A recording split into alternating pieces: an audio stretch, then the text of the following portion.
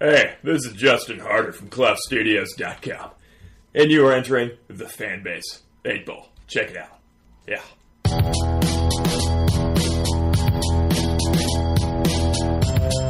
Hello and welcome to another episode of the Fanbase Weekly podcast. As our listeners will know, we are currently on hiatus from our regular episodes of the show, but we are coming to you to bring you a special edition. In fact, it is a Fanbase feature panel discussion on Iron Man's 10th anniversary. We're doing a retrospective panel discussion. I can't believe that it's already been 10 years since the very first Marvel movie from the Marvel Cinematic Universe has come out, but we have gathered Fanbase Press's staff and contributors to talk about Iron Man and its impact on the cinematic universe for the past decade. So let me first introduce our panelists for today. We have Travis Lakata, who is a Fanbase Press staffer and founder of the Geeky Parent Guide. Hello, Travis. Hi there. Thanks for joining us as always, Travis. In addition, we have Michele Brittany, who is our editorials manager. Hello, Michele. Thank you for joining us. Hello. Of course, our fearless leader and president, Bryant Dillon. Hello, Bryant. How's it going? Very good. And I am Barbra Dillon, editor-in-chief of Fanbase Press. I will be moderating today's panel discussion retrospective on Iron Man. Of course, for our listeners, we do want to caution a big spoiler warning. True, it has been 10 years since this film came out, but perhaps there are some of you who may not have seen this film or unaware of Iron Man or his import in the cinematic universe. Don't spoil us! For those of you who that may be the case, of course, a big spoiler warning. We will be delving into that well here today. And also, just to give a bit of foreshadowing, there may be some spoilers for The Dark Knight as well. That is the Warner Brothers DC entertainment film regarding the Batman mythos, so there is some intertwining given that they both came out 10 years ago from 2018, so spoiler for that film as well. But as we always do, Bryant, would you mind giving us a brief synopsis for either those who may be unfamiliar or who need a bit of a refresher after 10 years? What is Iron Man about? You can't remember this film? 10 years? No, I'm sure many people have watched it many times since then, but for those who do need a reminder, the story revolves around a billionaire and industrialist and genius inventor, Tony Stark, who is conducting weapon tests overseas when he's kidnapped by a terrorist group known as the Ten Rings. Stark was critically wounded by one of his own company's rocket-propelled grenades during the attack, so Yinsen, a fellow captive who is also a doctor, implants an electromagnet into Stark's chest to keep the shrapnel shards that wounded him from reaching his heart and killing him. The Ten Rings forces Tony to build a devastating weapon known as the Jericho missile. Instead, with the help of Yinsen, Tony secretly builds an armored suit and escapes his captors. Yinsen sacrifices himself during the escape, telling Tony to not waste his life. Stark returns home and announces that his company will no longer manufacture weapons. Obadiah Stane, his father's old partner and the company's manager, advises Stark that this may ruin Stark Industries and his father's legacy. As Stark refines the suit he built while captured and uses it to combat crime and terrorism, it is soon revealed that Stane hired the Ten Rings to kill Stark so he could take over the company for himself. When Stane's scientists cannot duplicate Stark's miniaturized arc reactor, he and Stark become locked in combat, each donning a version of the Iron Man suit. Stark manages to defeat Stane and, against the advice of others, reveals at a press conference that follows that he is, in fact, Iron Man. In the first of Marvel Studios' post-credit scenes, S.H.I.E.L.D. director Nick Fury visits Stark at home, telling him that Iron Man is not the only superhero in the world, and explaining that he wants to discuss the Avenger Initiative. Barbra? Thank you, Bryant. Waiting on you now. I'm here. I'm here. Very much excited to discuss this film. I've actually seen it twice now in the past month, just in anticipation of this. And for our listeners at home, we did let our panelists know that we would be doing a retrospective on this film. So for some, and we'll find out momentarily, but Bryant, obviously, I know that you have seen this film many times over the past 10 years. Travis and Michele, was this the first viewing of Iron Man for you, or were you revisiting the film? I was revisiting. I've seen this movie so many times, and it's still fresh, and I absolutely love it. And Michele? It was a revisit. I saw it when it first came out, and then I haven't seen it since. Okay. So this was kind of like a reintroduction to Iron Man. Okay. I had totally forgotten about I am Iron Man. I'm like, what the hell? Why was that so big in pop culture? And then I'm like, oh, yeah. Well, given that this is a revisit for everyone, did you notice anything different about the film, or especially with the hindsight of having the past decade of films within the Marvel Cinematic Universe, did it give you a fresh pair of eyes or give you any kind of nostalgia or different emotions or feelings as you were watching it again? Michele, we'll start with you. I think that now with the 10 years that have gone by and we've had development in the universe, I think what really helped by revisiting is now I understand about the agent and coming up with the name S.H.I.E.L.D. That made no sense to me when I first saw this film, and it just kind of went over my head, and I was on my way. Yeah. So there was that, and then also Nick Fury.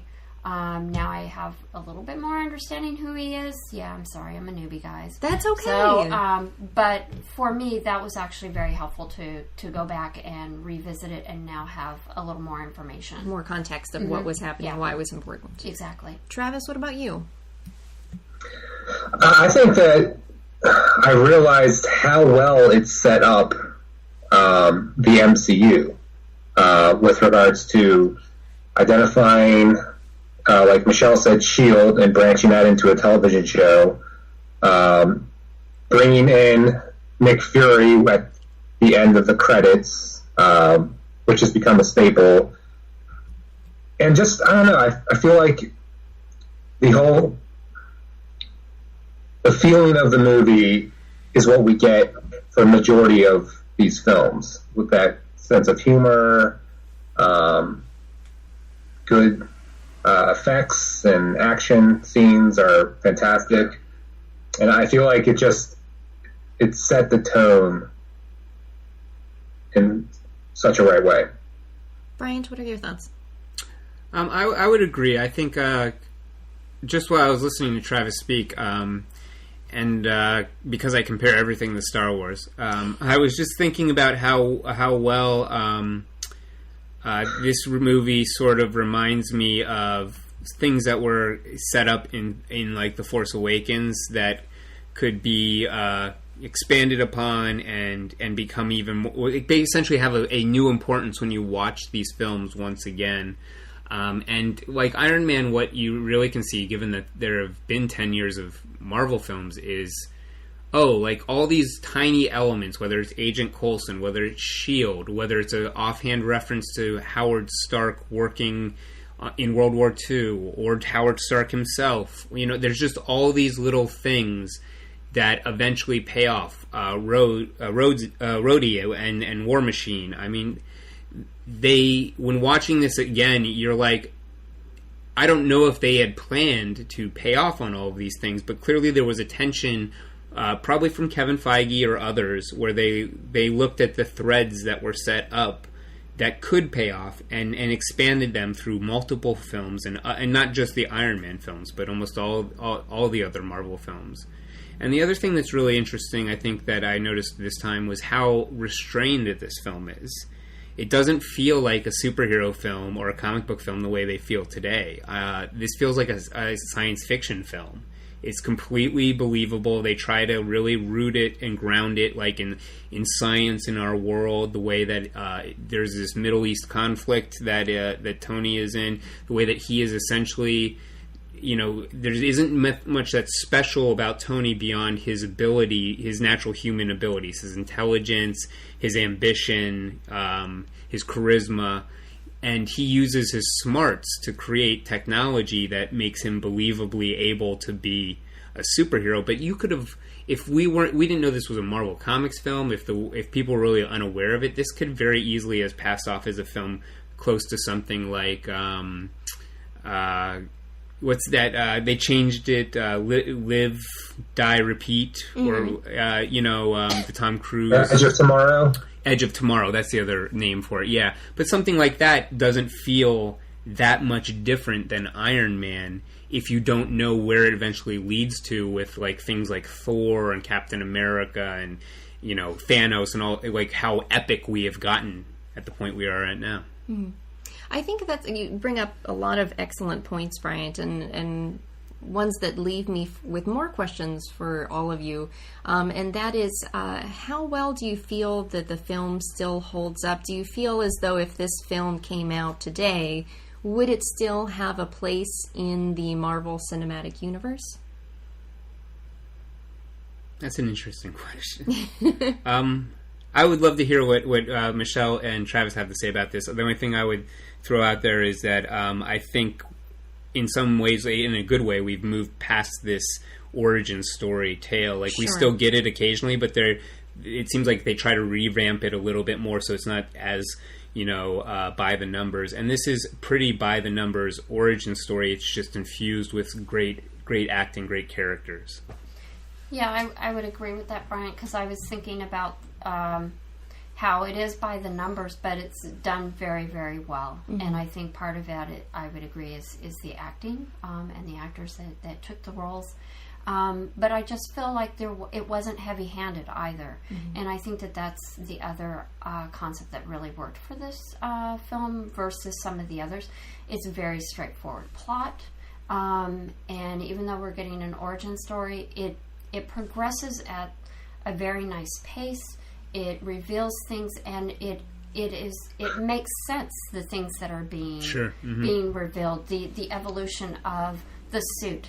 It's believable that Tony Stark is, into technology and that he has a hands-on approach, and we see that throughout. So it isn't like saying, for example, with Bruce Wayne, we wouldn't expect him to be in there greasing up his hands to work on something. No, he gets his technicians and he says, "This is what I want," and then that's what comes back. And I think that's something that's kind of actually a nice appeal about Tony Stark, is the fact that he's more of that everyman type of person. Even though he's a billionaire and he's an industrialist and things like that, he's still somebody that we as, are, a common person that's making ends meet and stuff, and not going to the nice, fancy parties and things like that, and having all those wonderful cars.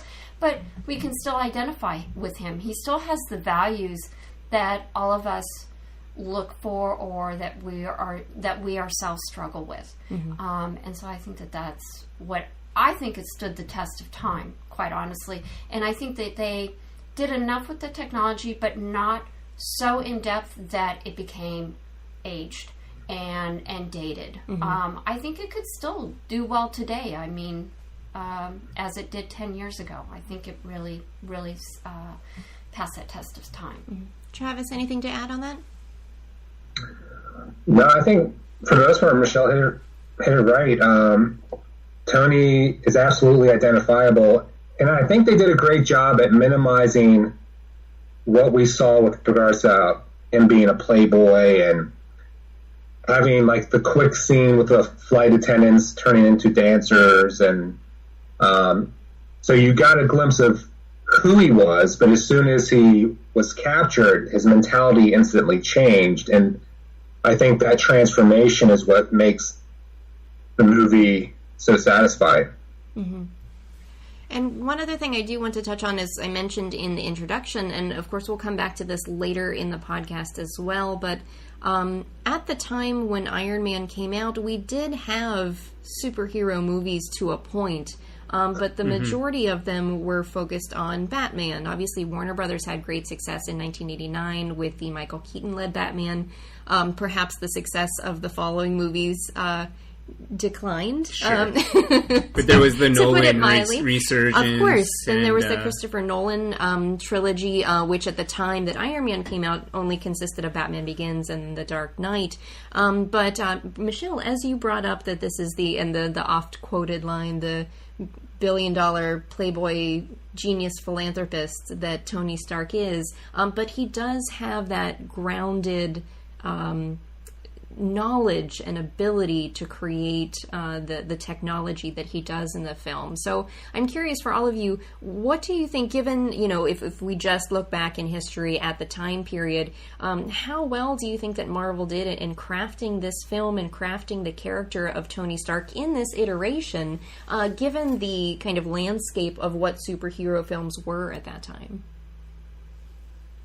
I don't know that it much changes, in my opinion, what we were talking about before. I think that they played it safe, but did a really, really good job at it. They made a film that could appeal to non-superhero people because it doesn't read as a superhero film. It's true to the comic book roots, so it does pay off for those people that do view it as a superhero film. And they sort of set it aside from what was being done at the time. It's not like X-Men, which was big at the time, where you have these powers, and it's not really like Nolan's Batman trilogy, because they allowed it to not have to be so... to put it mildly, melodramatic. There was no melodrama to the point I don't even know if it's seriousness, perhaps. Maybe. I don't know if I would even say that. I personally consider them melodramatic. They are incredibly grounded and gritty films, and I don't think that is what... Iron Man is grounded to a certain extent, but there's also this just fun popcorn movie feel to it. Maybe, again, akin to Star Wars, where when we see Tony fly through the air in his suit for the first time, we are thrilled the way that he is thrilled. Because of Batman's origin and the way that it was being told, that's not something we didn't see Batman enjoy being Batman very often, and when he did, it was usually in defeating somebody or overcoming something that he had really struggled with.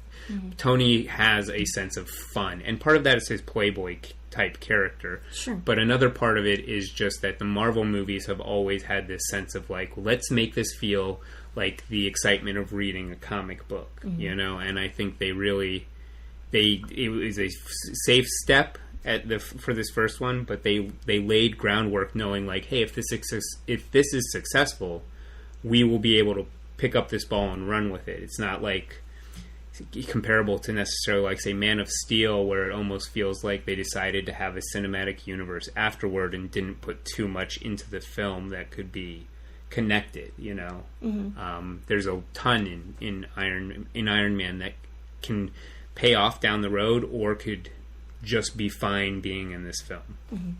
Travis, anything to add?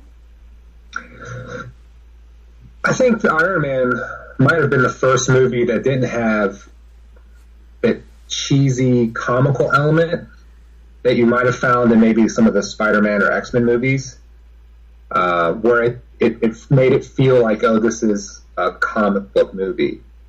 And I felt like the humor in Iron Man was straightforward, maybe a little more adult-oriented, and I don't know, there's just something about this movie that I have enjoyed since seeing it in the theater for the first time. And Tony Stark's character he's Iron Man day or night, and he doesn't try to hide it. Ultimately identifying himself at the end of the film, but Bruce Wayne is always in the shadows about being Batman and tries to limit who knows. And I think maybe that tempers the tone to a degree, which maybe that's why the DC universe has a darker tone, because it's about keeping your secrets. And Tony's just like, I'll pay you guys to know who I am. It doesn't matter. So I think maybe Iron Man was able to step away from the previous Marvel films and be more a straightforward action comedy, like Bryant was saying, where it didn't feel necessarily like a comic book movie. That's a really interesting point, Travis. Yeah. Michele, anything else to add? Well, I was just going to say that I felt that Iron Man came at a very interesting time historically for the U.S. Because I was thinking back to that particular time and the fact that we had a lot of consultants that were going over to the Middle East, and so not always knowing what is your responsibility, what is the impact of your actions, and so I feel like with Tony Stark we actually get a firsthand. It's a trope that's been used before, but in this particular case, I felt like it worked well. The creator finds out that his creations are being used against him, but from that, we find that he has strength. So I think part of it is, the person that he is, but being technology minded, the fact that actually helps for him being able to understand what he values. And so finding out and being captured works because of the fact that he has that information. And instead of like falling under and collapsing, oh my gosh, wouldn't we all be terrified if we were in that kind of situation? But he rises to the occasion. He takes what he can. He's a creator and an innovator. And so for that, he gave us hope. And I think at that particular time in U.S. history and globally, we needed somebody that we could have hope in. Someone that is just our neighbor or whatever,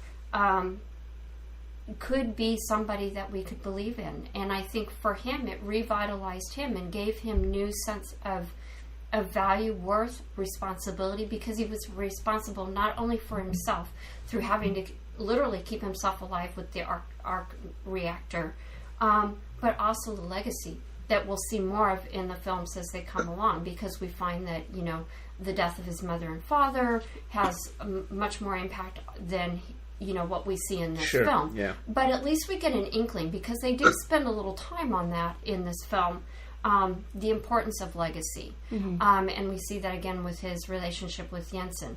Legacy comes up again because later on we see the same village, it's under attack, and things like that. So I think I hate to use the word normal, mm-hmm. but I do want to say that for Tony, he provided a person that anybody could be. He wasn't secreted about who he was. Initially he was, he has to get his feet. He can't just fly without taking baby steps and getting his machine not to blow the extinguisher on him every single time. But I love that. Yeah, I did too. But he's out in the open, and that's what we needed at that time. Mm-hmm. We needed openness. We needed transparency. And I think for that, he gave us a lot of hope. And I think that now, given our time frame and what we're going through today, I appreciate this film for kind of renewing and re-energizing that sense of hope. Mm-hmm. That brings us to an excellent point, Michele, which is talking about the inherent values and themes of the film.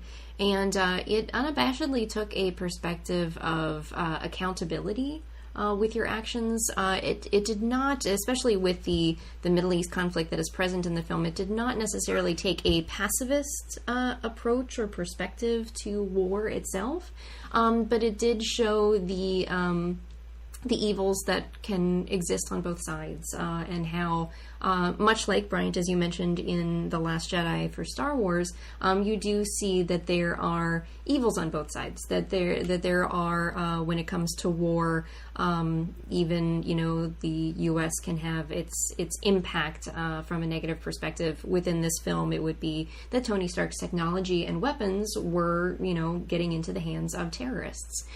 So do you think that this, let's say, unabashed perspective or approach to war, and for Tony and his perspective and his approach to his accountability for his actions of the Stark Company, do you think that this is something that we would still see in Marvel movies today? Do you think we are still seeing it in Marvel movies today?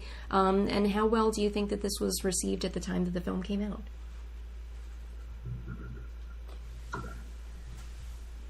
I can't say what the reception was at the time of the movie, because I can't remember back. I can't remember what it was, but all I remember is generally that it was very popular. Mm-hmm.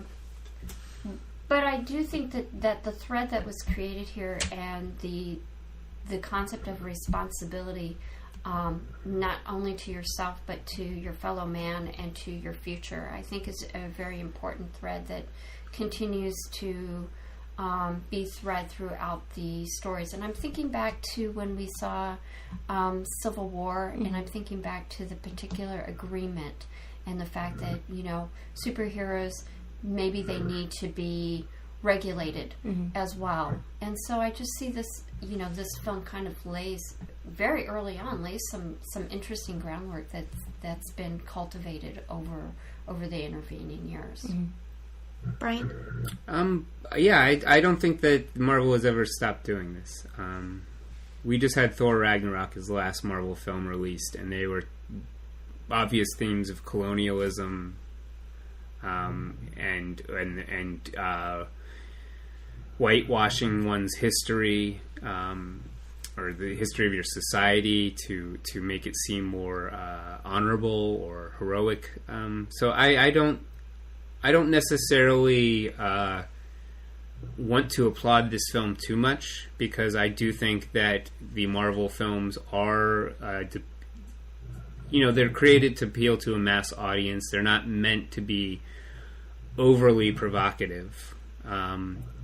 But they also have done a fantastic job of not allowing the films to be necessarily soulless in terms of themes or what they inspire you to question about the heroes. One thing I've loved about the Iron Man films since the beginning is Tony Stark is relatable, but he is also a person of privilege, mass privilege, and someone who struggles with a lot of personal issues or personality traits that aren't incredibly admirable. We'll probably talk about it a little bit later, but I mean, it's in some ways, like one to point out would be sort of the frivolous way that his, I guess you could just call it misogyny or objectification or mistreatment of women is sort of like laughed at or seen as like a sort of acceptable character flaw. I do think that, they introduce a lot of these things, and Marvel doesn't always tackle them head on, but they are there present enough that if you are someone who follows the story, or even I would say a kid that is growing up watching these films, I think there are themes that you will, if you rewatch the films and think about them, definitely discuss with your friends or think about yourself. And so, again, while I wouldn't applaud it too much because there are other films that are making even, greater stances on these kinds of subjects, it is impressive given that this could just be empty of that. It could just be a story about like good versus evil, and the good guy battles the bad guy, and that's it. Mm-hmm. Travis, anything to add? Yeah, with regards to, I think when I first saw this movie and I saw the flight attendants dancing, I was like, oh, that's regular for this to show up because he's a playboy, and of course that happens. And I think when I watched it a few nights ago, I was like, oh, I don't know if it's just because of the times or because I'm older and I realize, maybe that doesn't have to be in there. Sure. And with regards to the character, I think what I like about Iron Man is that he has this take charge attitude. He wants to do it himself. I feel like Marvel is actually, in future films, use that against him. Sure. Where in this film, he actually goes to Rhodey, he goes to Pepper, and he says, hey, I want to do something different. And their first response is, what are you doing? And it's almost as if that response has shielded himself to where, okay, I'm just going to have to do everything by myself, depend on my own intelligence to figure out how I can save everyone. I mean, that, of course, is jumping to Avengers Age of Ultron, where Ultron is created, but so I thought that was interesting to note that I feel like this movie kind of sets the stage on how others perceive him in the future. Mm-hmm. And Bryant, you brought up an excellent point, and Travis, you expanded on it as well about the portrayal of women in the film. We're actually going to take a brief break, but I'd like to, after we come back, further discuss this point. But stay tuned. We're going to take a quick commercial break. We'll be right back to discuss Iron Man even further. Hey there, listeners. This is Bryant Dillon from Fanbase Press, and I'm here to let you know that in addition to our podcast and website, Fanbase Press is also a publisher of comic books, graphic novels, and other fine media. The Gamma Gals is an exciting and action-packed trade paperback from Fanbase Press and tells the story of 3 RPG-loving teenage girls who awaken from a gamma-irradiated storm to discover they have extraordinary superpowers and must protect their city from countless supervillains, monsters, and more. Created, written, and illustrated by newcomer Stefano Terry, The Gamma Gals features a diverse cast of characters that aims to show all readers that everyone can be a superhero. AdventureAmigos.net says, The Gamma Gals is not only a win for creator Stefano Terry and publisher Fanbase Press, but is a huge win for its readers. Visit Fanbase Press today and click on the store link to purchase your own copy of The Gamma Gals or one of our other awesome graphic novels.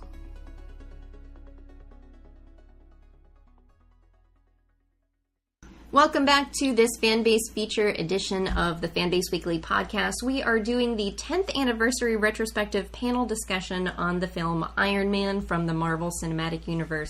Before the break, we were talking about the portrayal of women in the film. And the portrayal bounces between objectifying women, as Travis and Bryant had pointed out, the dancing flight attendants on Tony Stark's jet with Rhodey as well. There are some more well-rounded depictions, such as Pepper Potts, who is Tony's very capable assistant, very intelligent, has her own agency, but is also a budding love interest for Tony Stark. And there's also, I do want to bring up as well, the first depiction in the film, which is the female military officer driving the car. And right. There was some conversation about her femininity as well by Tony. So I wanted to get your perspective. What were your thoughts on the depiction of female characters in Iron Man? And how do you feel that the creators of the film either succeeded or failed in this department, especially given the more aware or more mindful mindset of filmmakers today? We probably should hear from, I would say, Barbra and Michele first on this topic. Michele, we'll start with you. Sucked. I'll be totally honest. Go for it. So I'll talk about the 3 women. The first one being the military woman. I felt that while Stark did try to say, "Oh wow, I didn't know that was a woman that was driving." Mm-hmm. At first, I was like, "Well." He goes on to say, "Well, isn't that what we're going for?" And so at first I was like, yeah, that makes sense. That the military, a unified face, a soldier is soldier, yeah. And having equality. But then I got to thinking, that's a real slap. Mm-hmm. And mm-hmm. I walked away with initially thinking, wait a minute. Mm-hmm. No, I'm not rooting for that. Mm-hmm. I was really bothered by that. And I was actually really bothered by all the portrayals of women in this movie. Okay. So as much as I enjoyed the film, and I can say that there's a lot of things to commend about it, I think that it was not up to par with regards to the depiction of women. I thought that the reporter who is grilling him, I think her name was Christine Everhart. Christine mm-hmm. Everhart, played by Leslie Bibb. Mm-hmm. Yeah. So, I mean, she's obviously trying to take him to task, and then in next scene, they're in bed together. Right. Mm-hmm. In a very... not very, very good love scene, let me just say.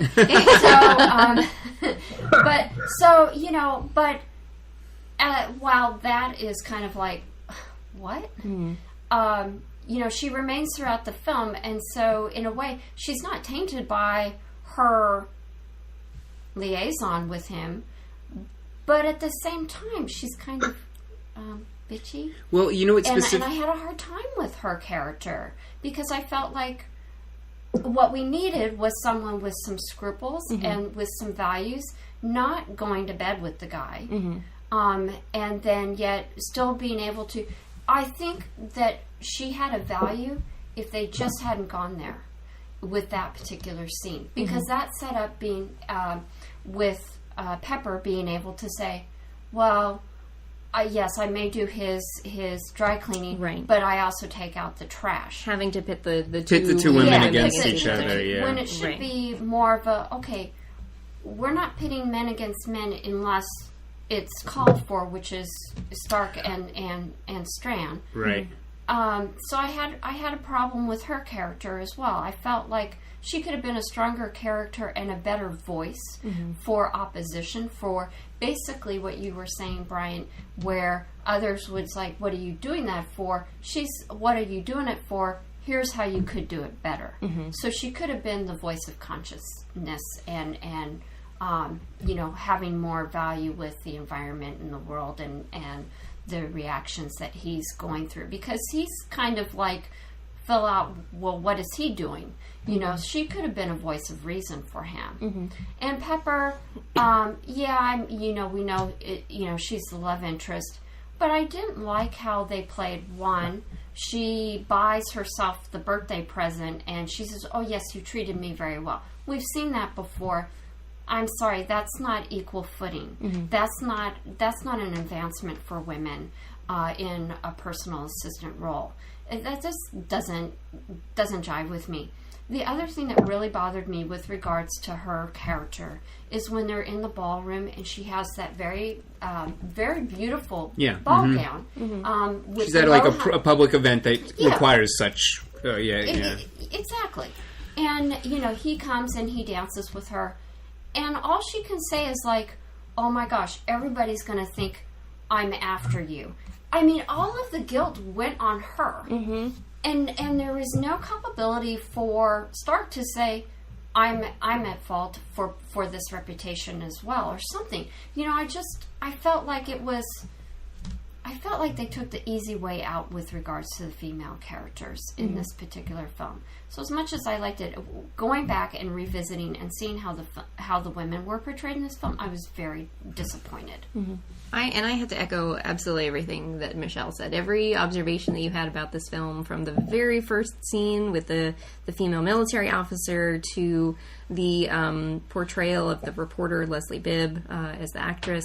And I'm a huge Pepper Potts fan because I just love the character from the comics and the animated series. I just love Pepper.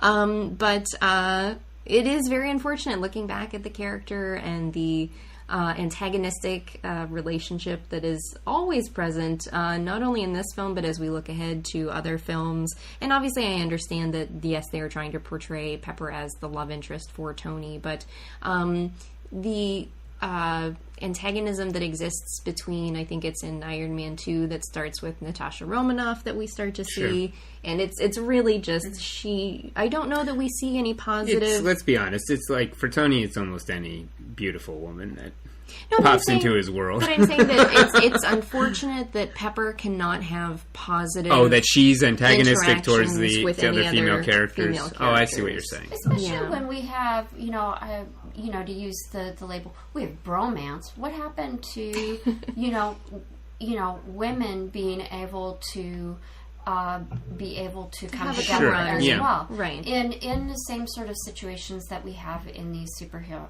films, where we have Captain America and Bucky and just all the different ones, Batman and Robin even. So why can't women have that same sort of thing? And maybe they did. I still haven't seen Wonder Woman, so maybe that's something that more of you can address. There is, there. I would say even, I guess that could lead into what I would love to hear your guys' thoughts on this as well. But my feelings are very complex on this film because I agree with everything that you're saying. I don't know if I give it a pass in any way, but I see some of this paying off as the fact that, I guess what I would say is this film doesn't do a great job because it portrays Tony Stark as such a heroic individual that these character flaws are almost like forgiven or swept under the rug or whatever. They don't have a huge impact. When we look at Iron Man 2, 3, going into the Avengers films, I would say that these character flaws don't go away. Pepper literally, calls him out on a lot of this, and his lack of care or lack of equal footing becomes a bigger thing in Iron Man 2 when she starts to take over the company. What? I just want to jump in. Okay. I have things, but I want you to finish. If there was a question that you were asking, I go ahead. If you raise your hand, I'm going to ask what you do. I want you to know that I have thoughts. I assumed you had thoughts. Yes. I don't remember what I was saying. What? I hear what you're saying about Tony's character flaws. Well, let me finish the thought before. Yes. So, anyways, I mean, they're what we see. I mean, where is Tony Stark right now? He had a relationship that started with Pepper. She runs his company, which has been pretty much taken away from him in many regards. She's left him. So, I mean, I guess what I'm saying is there's this weird thing going on where the depiction of women is seen completely through a male gaze in this film and is completely forgiving to Tony Stark. But these character flaws don't lead to him having the woman of his dreams and everything being perfect. They, in fact, lead to the opposite, where he becomes sort of this neurotic individual who is constantly trying to save the world, constantly trying to control everything, can't get his relationship with not just women, but other individuals in general, whether it's Steve Rogers, whether it's Peter Parker, whether it's his father. These are constant issues that he's battling and not able to solve. But they're packaged in these movies where there is a triumph at the end, I would say, of each Iron Man film, maybe not each Avengers film. So it leaves the audience with this weird feeling of, like, Tony Stark's still the hero, even though many of his character flaws continue to populate each film and drag him, I would say, to negative places. You done? Yeah, sorry. Okay. I didn't mean to, go on forever, but... I hear what you're saying, but my major disagreement with what you're saying, I want to clarify that with regard to Tony and Michele, please clarify, or if you feel that I'm saying anything incorrect, please let me know. But I feel like when we're talking about Tony's character flaws, yes, we are seeing the ramifications of his actions in the subsequent Iron Man films and the subsequent Avengers or Captain America films. However, what I think that Michele, and I don't want to necessarily speak for you, Michele, but what I'm talking about is not coming necessarily from a storytelling perspective of Tony's character flaws, but the actual creators of the film and their perspective of how they are portraying women. Because the portrayal of Leslie Bibb's character in the film as the reporter is not based on Tony's character flaws. This is just her character and that she falls in bed with him. And then the portrayal of... Well, let me finish. Okay. You talked. I'm sorry. But the portrayal of the antagonism between Pepper and... I feel so bad not knowing her name, but... Christine Everhart.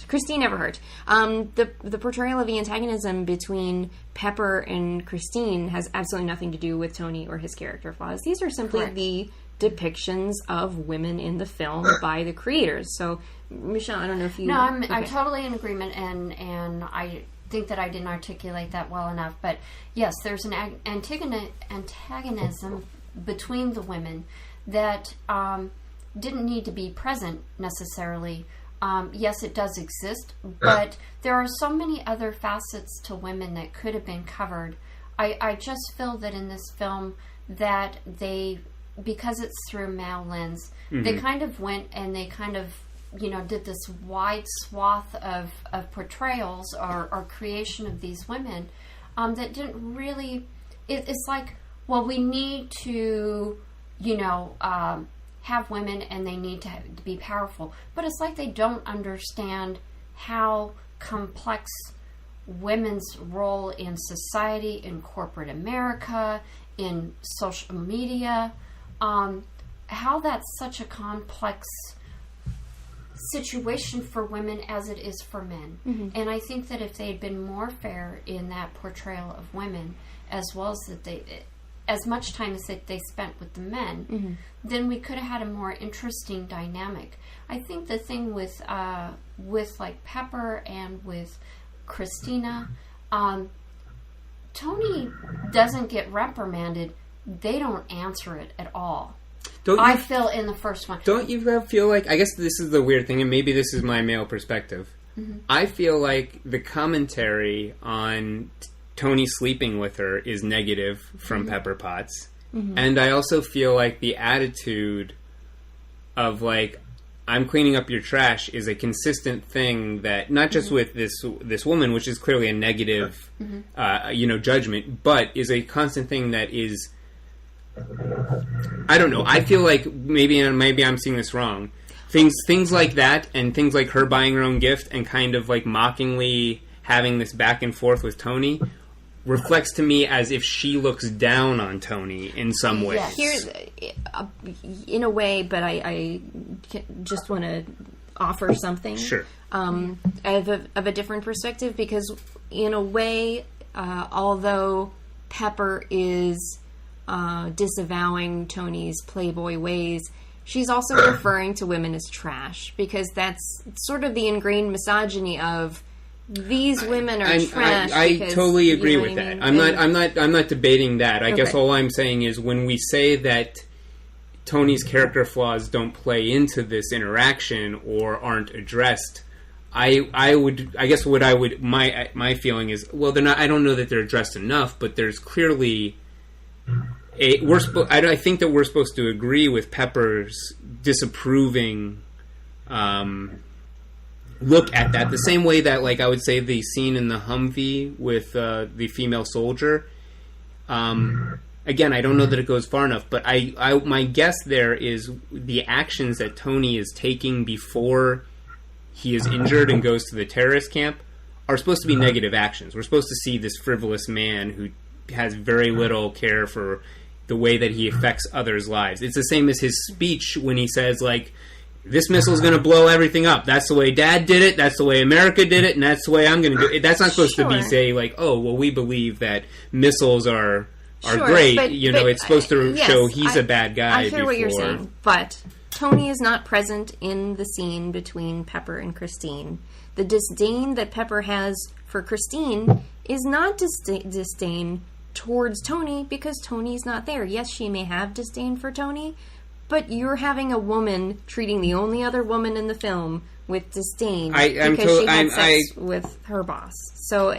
She treats her like disdain because she said she, and this is not justifying it, but Christine says something really nasty thing about, like, oh, you're still here doing, like, these menial tasks, it's a fight between women that didn't need to exist. Right. I mean, they could have handled that scene.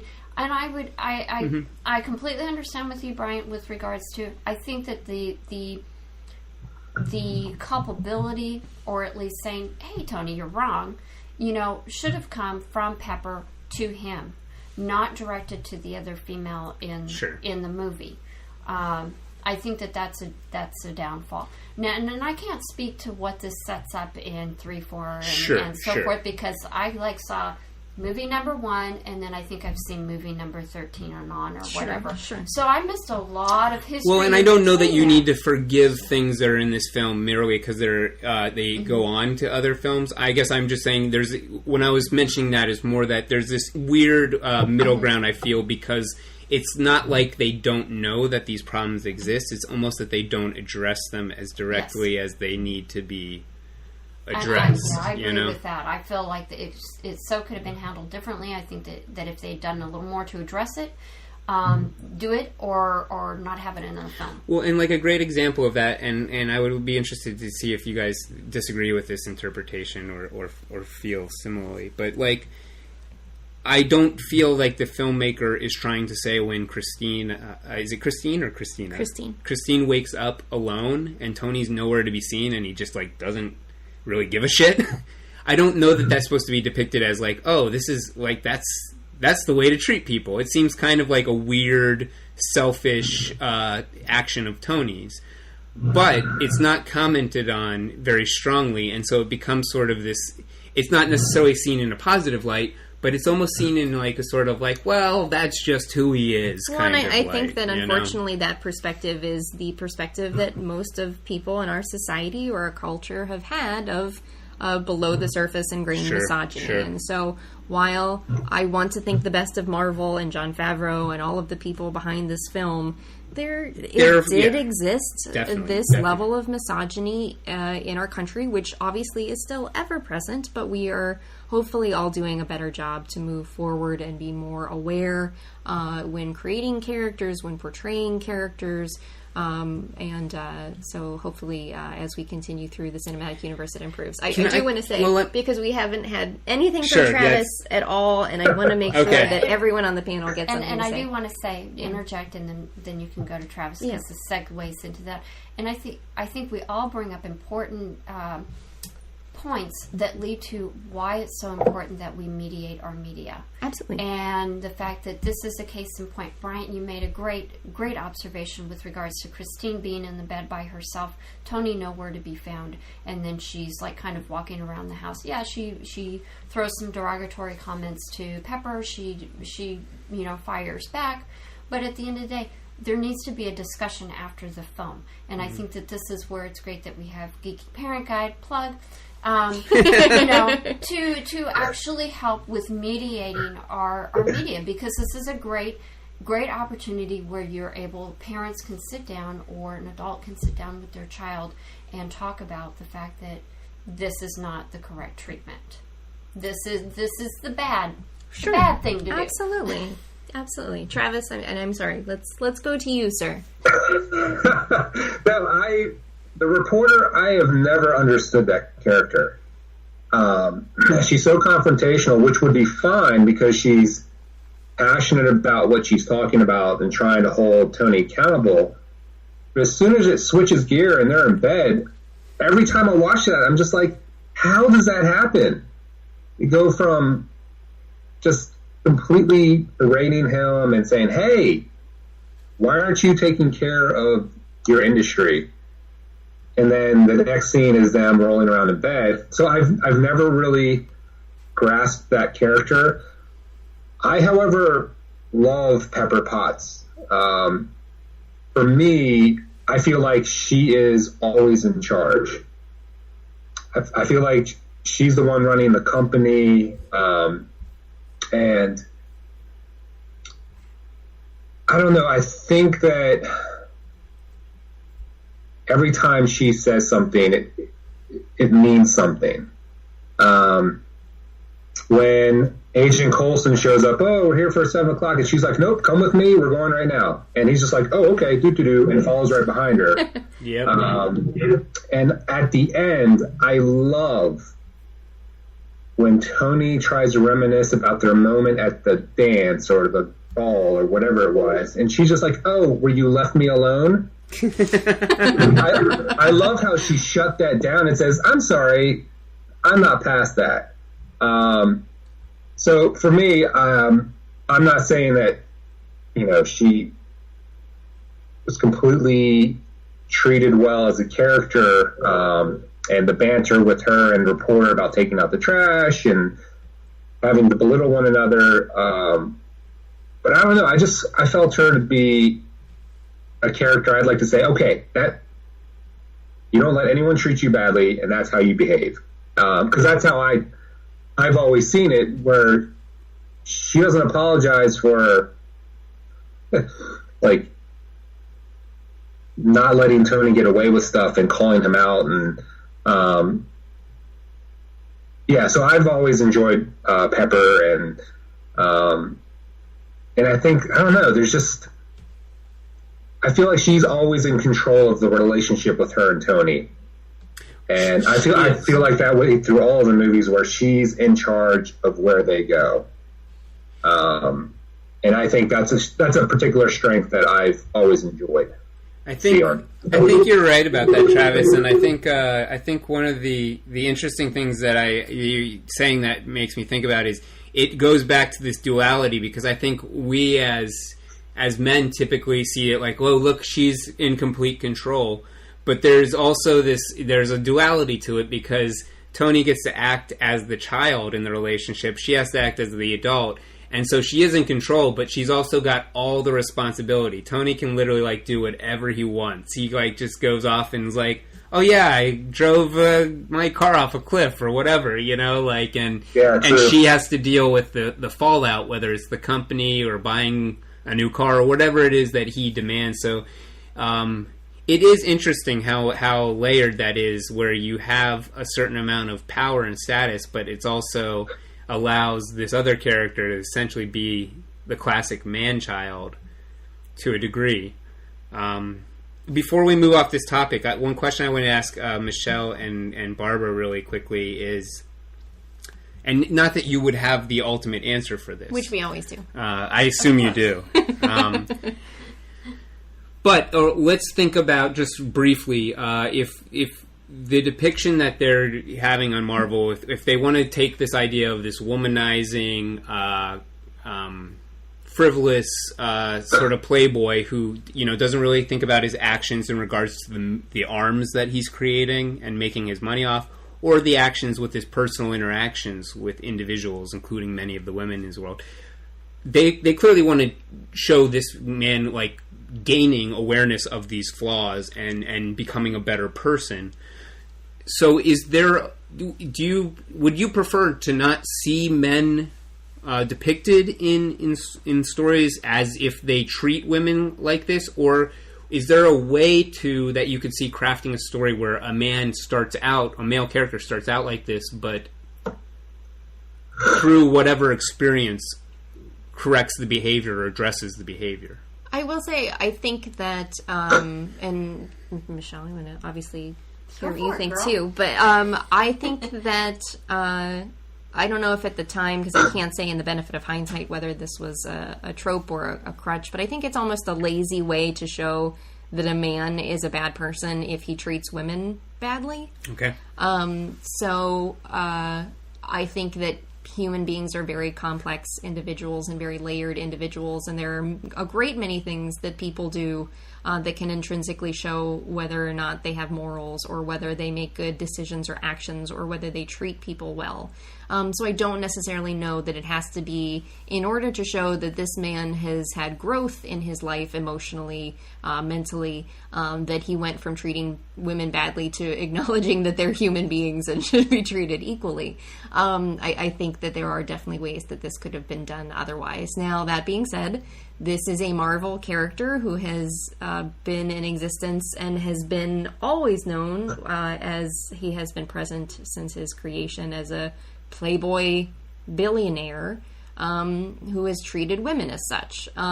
Now, whether you choose to continue with that characterization of Tony Stark, or whether you choose to show that he's a playboy in some other fashion, is up to the creators. Obviously, I think that they, in moving Tony past this in later films, have done a good job of showing that he no longer abides by these ways. This was the old Tony.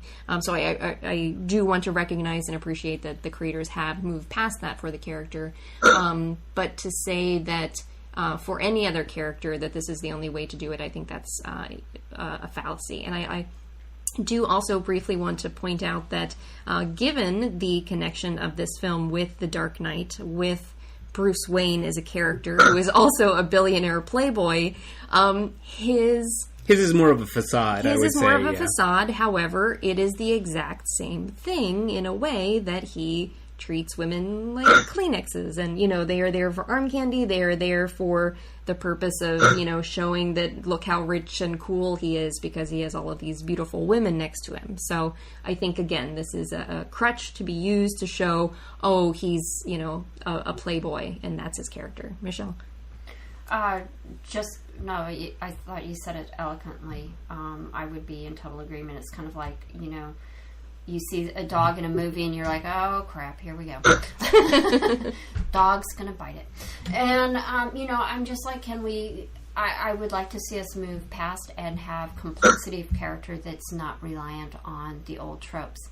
I think as you were speaking, Barbara, it got me to thinking about when you were talking about the origin of Iron Man from the comics. I don't know when Iron Man originated in comics. It was in, I believe, in the 60s, and he was actually inspired by Howard Hughes. Stan Lee wanted to see if he could write this character who was based on an individual who was very powerful, very rich, had lots of female flings, but was also disliked by a lot of individuals, and so he wanted to see if he could make that character a likable hero. Okay. I think that what creators need to be cognizant of the superheroes, obviously from that point, but at least today going forward, is to think about what those origins, be truthful as you can to that original story or the spirit of the character, but let's update what it is that they're complex about, and look at other ways to flesh out their skeleton and give them the complexity that they need to have, that isn't having to put down somebody else in order to put them up. One of the things that we haven't touched on too much, we obviously have touched upon Tony Stark as a character and his performance by Robert Downey Jr., but we do want to give some time to the villains of the piece. In this, we have Obadiah Stane, who is portrayed by Jeff Bridges, and then we also have the Raza and the Ten Rings. How well do you feel that these characters, these were kind of the first Marvel villains in the cinematic universe, how well do you feel that they functioned as villains, and were they well developed as characters and or memorable? So I felt that I struggled with the villains. I felt like there was a lot of spy-oriented aspect to the plot, and I really wanted to know more about what was the Ten Rings. And I don't know if that's in the comics, and that's something that they brought over to the film, and you were supposed to bring all this context over. That's like a major villain that sort of I guess Tony Stark's like arch nemesis is the Mandarin. He is associated with the Ten Rings, which is a terrorist group. Okay. And they did explore it in a very subversive way later that sort of undercuts the Ten Rings, but yeah, it was. I think this was supposed to be a nod, and this is one of those things that we were talking about where they were putting these seeds that they could eventually like pay off, these story threads, and this is one that doesn't really evolve too much. Okay. Beyond this yeah, film. I felt like it got dropped in there, and then it got kind of left behind, and as a person who hasn't read the Iron Man comics, I felt like I didn't have the context, and so I felt like it weakened the villain.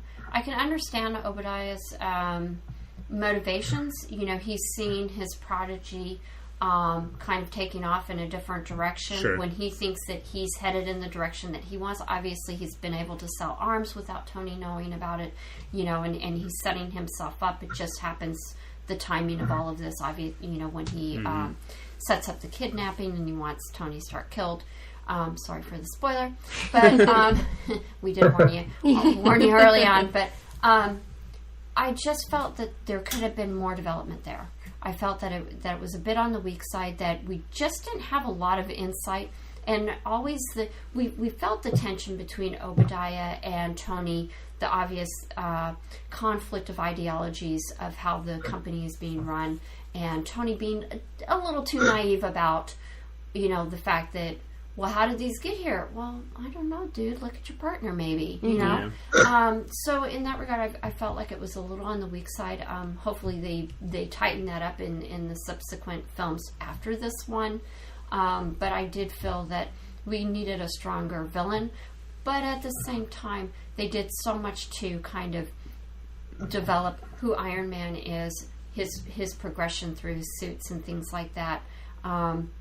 We have a wonderful climactic scene, the epic battle on the streets or the freeways of LA, which kind of like hey, look over here, don't look over here, we didn't develop that quite enough, but look at this nice, wonderful battle. So that's kind of what I was left with. Bryant?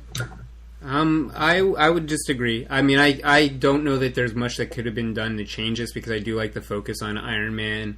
And I do think, for me, while the 10 rings could be explored more, I honestly, it could have not even been in there. Like, I think it was enough that this was sort of like just a terrorist group that was out there that had a desire to acquire Tony Stark's weapons, or his ability to create these weapons of death.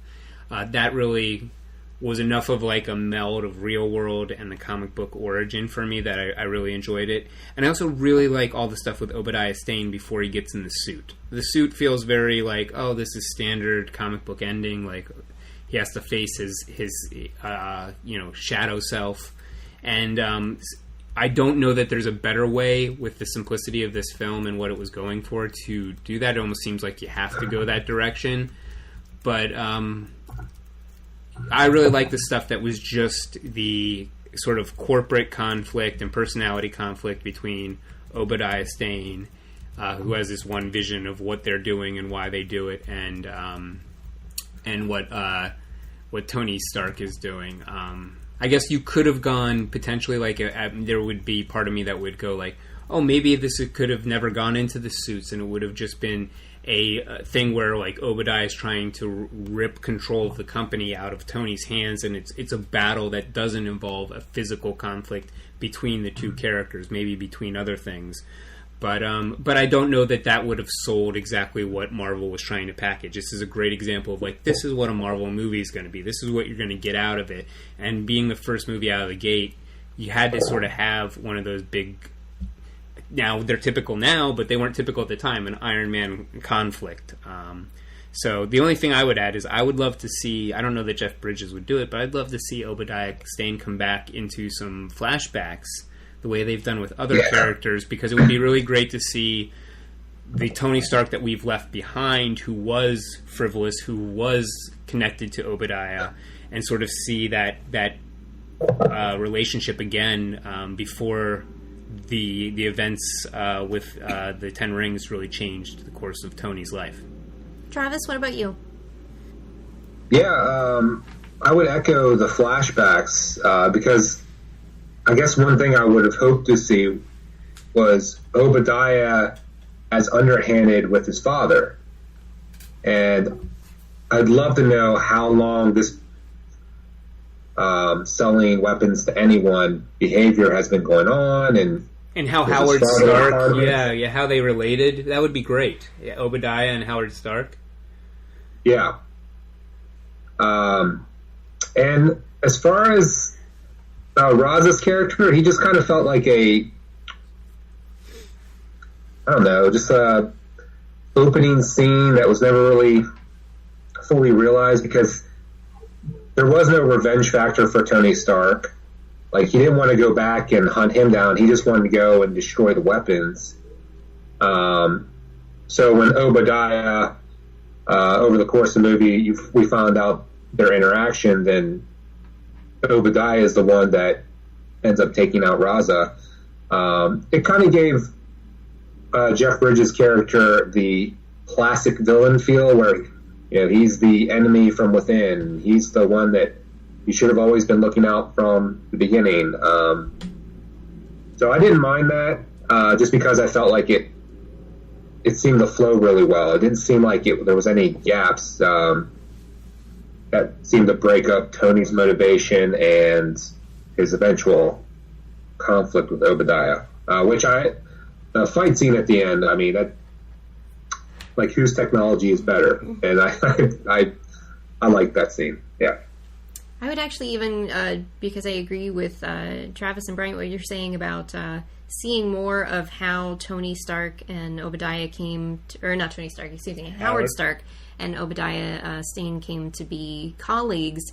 Had Agent Carter continued, Yeah, wouldn't that have been great? That would have a been young Obadiah amazing. Stane. Yes, that would have been really interesting and intriguing. If you'd done it right, you could have like really shown too. Either like you could go a bunch of ways. You go like, oh, maybe there was something that Howard didn't see about Obadiah, or maybe Obadiah started out in a place where he wasn't the person that we know and became that person. You know? Yeah, all very interesting things that. Given that Agent Carter was canceled, unless a miracle happens, we never know. We'll never see. You never know. Well, that has brought this Fanbase Feature panel discussion to an end. As we always do, though, before we sign off, to our panelists, if you liked Iron Man, or if you want to recommend to our listeners other films, TV shows, comics, etc., that would be in the same vein as Iron Man, what would you recommend to them? Bryant, we'll start with you. I would just go for, off the bat, I would go for other Marvel properties from the Marvel Cinematic Universe. Agent Carter is a great one because you get more of Howard Stark and sort of see how Tony, evolved from the father that he had. The other Iron Man films, the other Avengers films are, play really well into Tony's evolving character, and I think get more complex and more dark and more debatable. Other than that, I can't really think of another guy in a suit kind of feel, but I would recommend watching The Dark Knight, given that we have mentioned it came out at the same time and has similar aspects or parallels, but also paints a very different picture. Travis, what about you? Yeah, I would recommend Iron Man 2 and 3. I love the way they develop. I love seeing the interactions between Stark and Pepper Potts and how that develops. And as far as keeping with the Marvel side, Jessica Jones, because you have this intelligent character who indulges with alcohol, who kind of spouts off on the mouth, and consequences, if they happen, it's okay. And even before The Dark Knight, I think Batman Begins is a strong showing that I think if you like Iron Man, I think Batman Begins is a good one to watch as well. And Michele? No, everything's been said that I would have been interested in. The Dark Knight, also came out the same year. Maybe Agents of S.H.I.E.L.D., since it's, I think, still available on Netflix. Yes, Agent Coulson is in there. How did I not say that? Well, all right. Hey, one for me. So, that's it. I actually do have one more, especially if you have kiddos, but not necessarily do you have to enjoy this series, and that is Earth's Mightiest Heroes.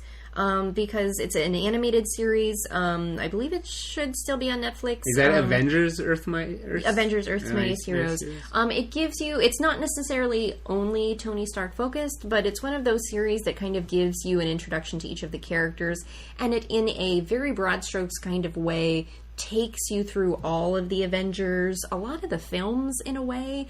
They were in no way connected to one another. They are separate entities, but it will take you through Ultron. It will take you through a lot of different things. I think it was based on it was kind of like the Ultimates comic series, where it was like going like, this is based on, like, we want fans who've watched the movies to be able to jump instantly into this comic book. But you get a bit of a deeper dive as well. It's not like canon with it, but it's supposed to be based, like Tony Stark kind of looks like, if I remember, Robert Downey Jr. Right, and I don't recall if it was part of this, but was the Extremis Tony Stark?